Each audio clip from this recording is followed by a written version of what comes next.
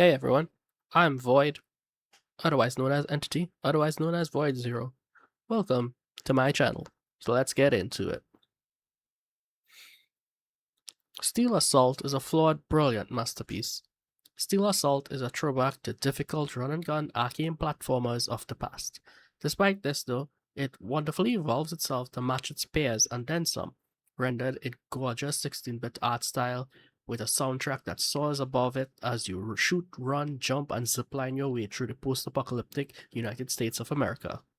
While I think the bosses are expertly designed and constantly dying only to learn the boss mechanics was a fun experience that I quite enjoy, I felt like the final boss was not tuned enough.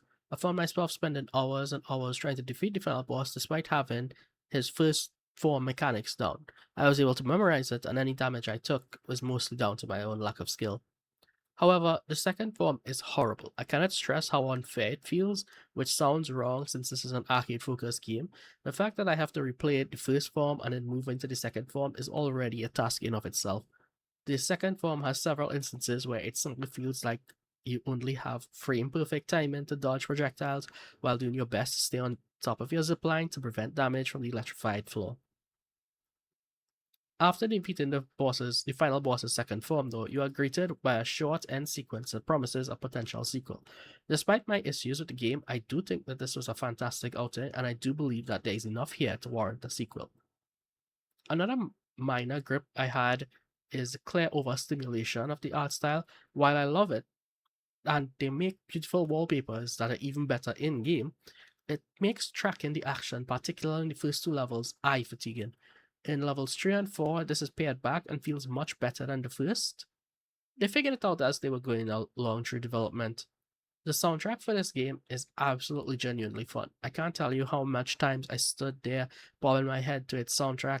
The fact that we also have an FM synth version of the soundtrack is absolutely fantastic. Each aspect of the audio design felt like it matched the frantic and hectic action on screen and did a lot to immerse you in the game. There were times when the audio presented problems, but for the most part, I do think that the soundtrack is worth listening to all on its own. Overall, I picked this up at a discount during the Steam Winter Sale, and I absolutely loved it. It is a no-nonsense action platformer that will challenge you in normal mode and terrorize you on anything above it. But dying and learning exactly where you made the mistake that resulted in your death made taking down the bosses a rewarding experience. Steel Assault is an absolute blast to play, and I challenge anybody and everybody to do a 1 credit run in the game's arcade mode. Steel Assault is worth it. It has beautifully pixelated art and environment, a potent soundtrack, and fully fluid mechanics that make stringing together combos feel satisfying. The game is ultimately let down by a poor difficulty curve where you initially expected it to be get good, to the point where the game becomes downright unfair unless you are playing with your third eye.